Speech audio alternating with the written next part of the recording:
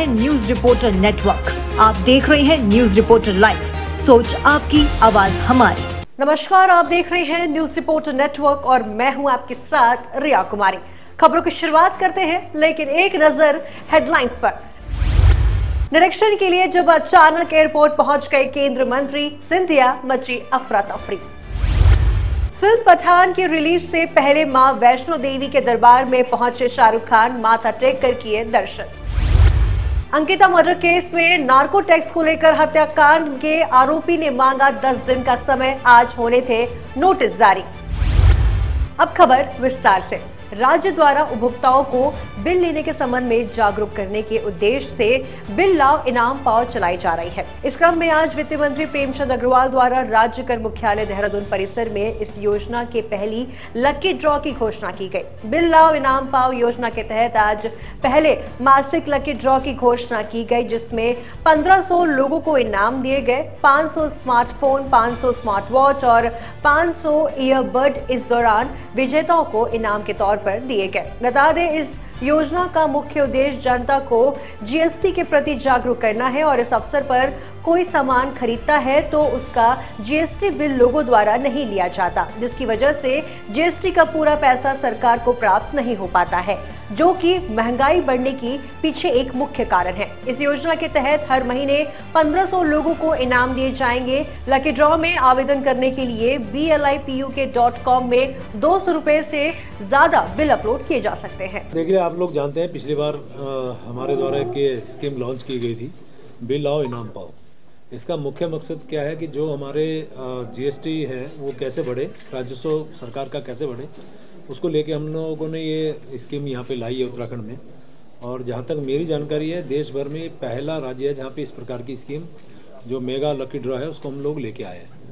आज उसका पहला, क्योंकि हमने ये कहा था कि हम हर महीने 1500 लोगों को इस प्रकार के इनाम देंगे, वो पहला लकी ड्रॉ आज हमने निकाला है। 500, 500, 500, 500 में घड़ियाँ, 500 में 500 में फ़ोन, 500 में घड़ियाँ, 500 में एयरफोन हम लोग आज यहाँ पे उनकी घोषणा की है।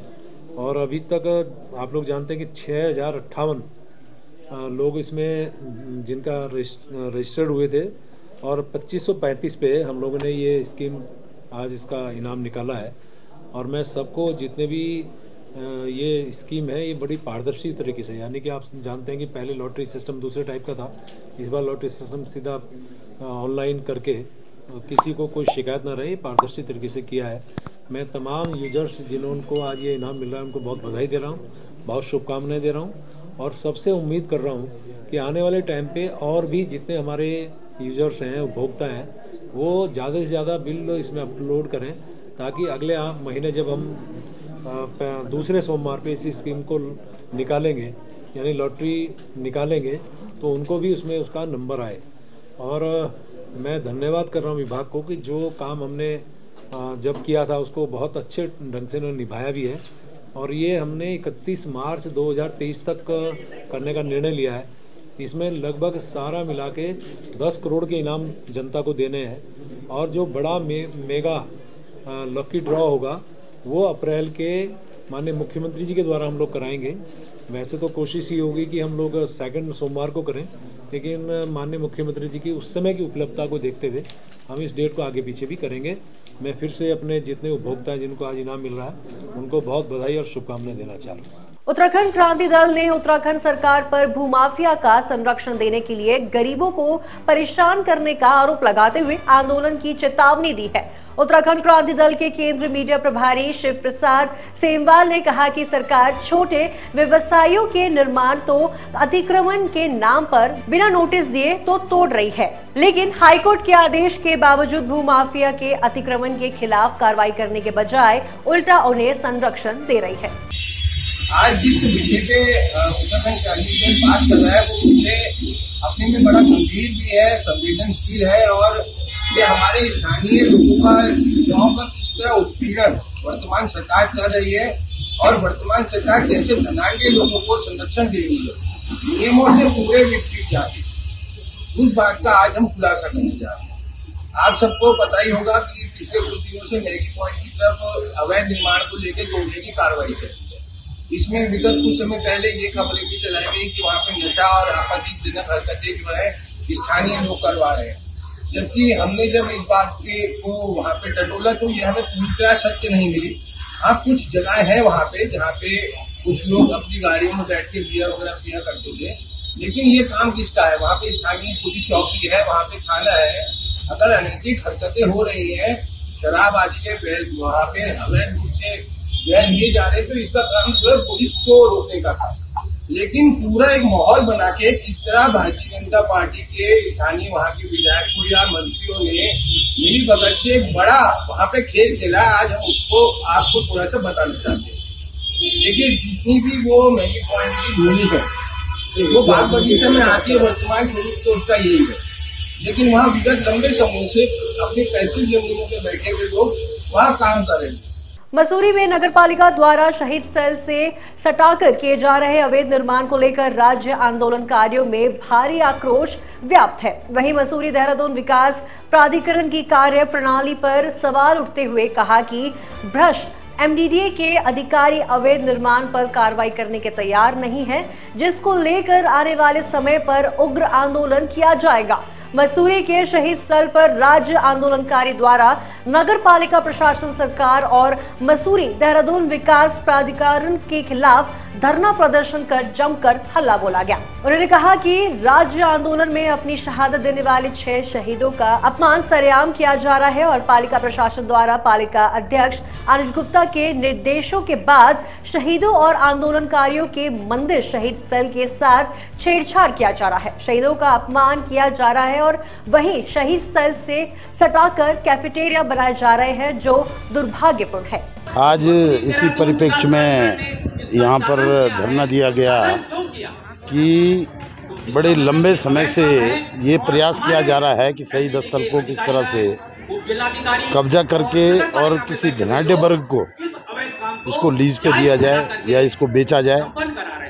इसका लगातार उत्तराखंड आंदोलनकारी विरोध कर रहे हैं और धीरे धीरे तमाम मसूरी के लोग भी इस पे जुड़ रहे हैं धरने में। और लोगों का कहना ये है कि पालिका ने शहर के अंदर गरीबों को, मजदूरों को हटाने का जो एक अभियान छेड़ा है, उस अभियान के तहत शहीद स्थल पर कब्जा किया जाए ताकि कोई किसी बड़े उद्योगपति को निजी लाभ के लिए दिया जाए और शहीद स्थल का, उत्तराखंड का अस्तित्व को ख़त्म किया जाए। और इसी बात को लेकर के तमाम आंदोलनकारी मुखर हो रखे हैं कि भाई अनुज गुप्ता जो पालिका अध्यक्ष हैं वो शहीदों के अपमान के साथ साथ उन आंदोलनकारियों का भी अपमान कर रहे हैं जो यहाँ पर मसूरी शहर के अंदर रहते हैं। ये इस देश की सबसे अनुशासित पार्टी कहती है भाजपा, और भाजपा की सरकार है उत्तराखंड प्रदेश में। कितनी संवेदनहीन सरकार है। हमारे जो पुष्कर सिंह धामी जी, जिनको कि बहुत दबंग मुख्यमंत्री कहा जाता है, यही दबंगता है आपकी। जो शहीद स्थल है जहाँ 6 लोग मारे गए हैं और उनका खून बहा है, पूरी मसूरी में कर्फ्यू सा है, सब लोगों ने यहाँ पर घायल हुए हैं, गोलियां सही हैं और सारे आंदोलनकारी हैं।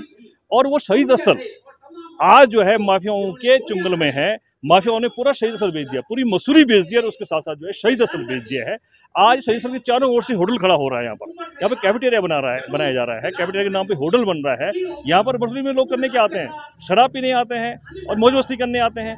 यहाँ पर लोग जो है ऊपर शराब पियेंगे और नीचे यहाँ पे शराब की बोतलें डालेंगे और गंदगी भी करेंगे साथ में। ऐसा पूरा शहीद स्थल जो है घेरा जा रहा है यहाँ पर।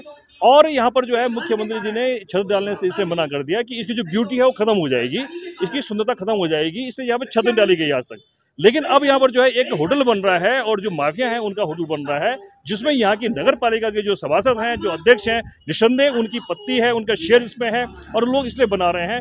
और यहाँ के अधिकारी, यहाँ के डीएम, यहाँ के बीसी, यहाँ के शासन के बैठे हुए अधिकारी किस प्रकार के अपनी आंखों में पट्टी बांध के बैठे हुए हैं, या फिर क्या वो मोटा पैसा ले रहे हैं, जिस कारण उनको सारे कायदे कानून को तोड़ करके वो खुलेआम यहाँ पे निर्माण होने दे रहे हैं।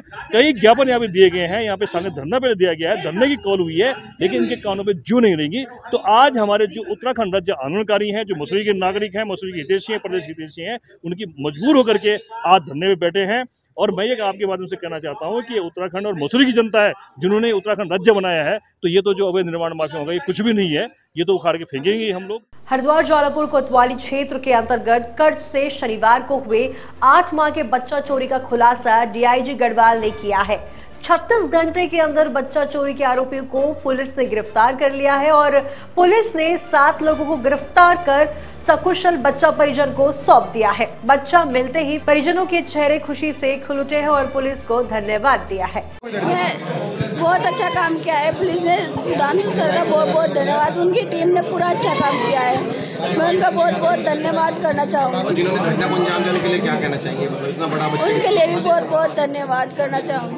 उन घटना जिन्होंने किया है जितना हो सके उतना, जिसके किसी के साथ ऐसा दोबारा ना कर सके वो सजा दीजिए। कैसे बच्चा चोरी कैसे छत से चुराया जी, जिनने से छत पे ले गए अपनी छत पर उतर गए। किसने किया था?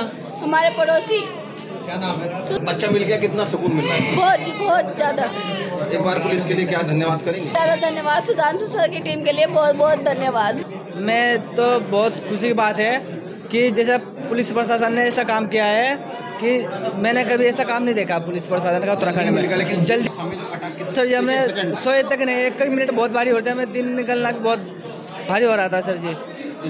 काम किया है ये सुधांशु सर जी है, जो इन्होंने दिन रात हमारे मेहनत करके बहुत अच्छा काम किया है। पत्रकार ने भी पूरी अच्छी मेहनत की है सर, ऐसी बात नहीं है, सभी का सहयोग है इसमें। ज्वालापुर पुलिस को सूचना मिली थी 11 बजे लगभग कि एक 8 साल का बच्चा जो है गायब हो गया है। 8 महीने का बच्चा गायब हो गया। तो इसी सूचना पर तत्काल थानाध्यक्ष, थाना प्रभारी हमारे ज्वालापुर, और उसने एसओजी, डॉग स्क्वाड और सबको सूचना दी और पुलिस टीम वहाँ पहुँची। सीसीटीवी और हमारे एसओजी की टीम के समग्र प्रयास से आज बच्चा को रिकवर कर दिया गया। बाकी पूरी बात आपको डिटेल से बता दिया गया कि इसके पीछे कुछ लोग थे जो बच्चे को बेचने का काम कर रहे थे और अभी इनसे पूछताछ की कार्रवाई चल रही है।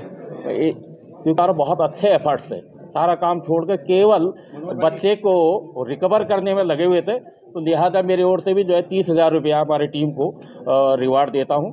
बहुत अच्छा काम हुआ है, क्योंकि एक बच्चे को माँ से अलग करना एक कितनी भावनात्मक रूप से कितनी एक पीड़ादायक घटना थी, और इसकी संवेदनशीलता को मानते हुए ही कल लगातार एसएसपी भी हर क्षण इसकी सूचना मुझे भी ब्रीफ कर रहे थे और क्या प्रगति है उसके बारे में मुझे बताया जा रहा था। और ये बहुत खुशी की बात है कि आज जो है हमें सफलता मिल गई है और पूरी टीम जिसमें मुलजिमान है, लगभग 6 मुलजिम हैं, तो सबको गिरफ्तार कर लिया गया है। उनसे पूछताछ की जा रही है कि पूर्व में भी इस तरह की कोई घटना की गई है तो उसको भी हम जानने का प्रयास करेंगे। हरिद्वार में 13 साल पहले सिडगुल थाना क्षेत्र के जंगलों में हुए फर्जी इनकाउंटर के मामले में आखिरकार कोर्ट ने राजाजी टाइगर रिजर्व के वन दरोगा आरक्षित सहित कई अज्ञात लोगों के खिलाफ मुकदमा दर्ज करने के आदेश दिए हैं, जिसके बाद सिडगुल थाना पुलिस ने सभी आरोपियों के खिलाफ संबंधित धाराओं में मुकदमा दर्ज कर मामले की जांच शुरू कर दी है। ये मामला 2009 का है। वन रेंज में एक मुठभेड़ हुई थी, उसमें एक व्यक्ति की मृत्यु हो गई थी। चूँकि व्यक्ति की तो मृत्यु हो गई थी, उस दौरान उनका जो बालक था वो 8 साल का था। बालक नाबालिग होने के चलते उनके द्वारा उस समय कोई कार्रवाई नहीं की गई। अब चूँकि बालक बालिग हो गया, उनके द्वारा कोर्ट के माध्यम से अपने पिता को न्याय दिलाने के क्रम में एक मुकदमा पंजीकरण हेतु एक एप्लीकेशन डाली गई थी। उसी के क्रम में कोर्ट के आदेशानुसार अभियोग पंजीकृत करने के आदेश प्राप्त हुए हैं और सिडकुल थाना क्षेत्र में फिलहाल अभियोग पंजीकृत कर दिया गया है। तो आज के इस खबर में बस इतना ही। देखते रहिए न्यूज रिपोर्टर लाइव। धन्यवाद।